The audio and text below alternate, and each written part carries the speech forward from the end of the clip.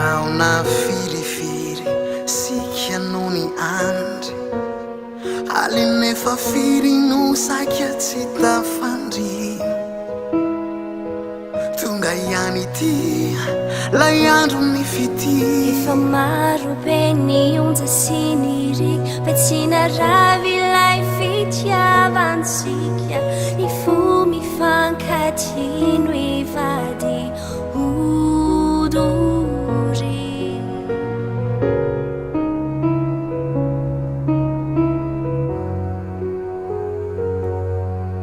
fampakarana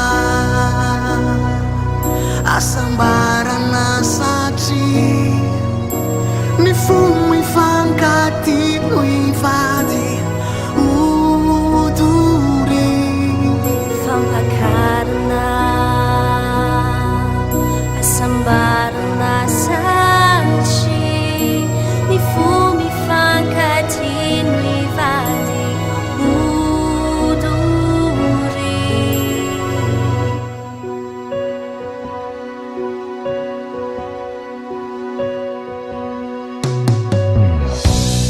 tamacini rai ny fonsikaro tsy sarakanao ratsy nauso zanatsika kono maika hampifangy rairaisonsika mampifankaty mifankaty atrany rambola eto antany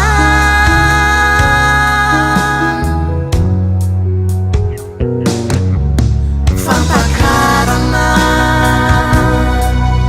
asambarana satria ny fo mifankatino ivady odory fampakarana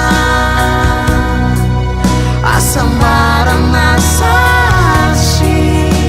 ny fo mifankatino ivady odory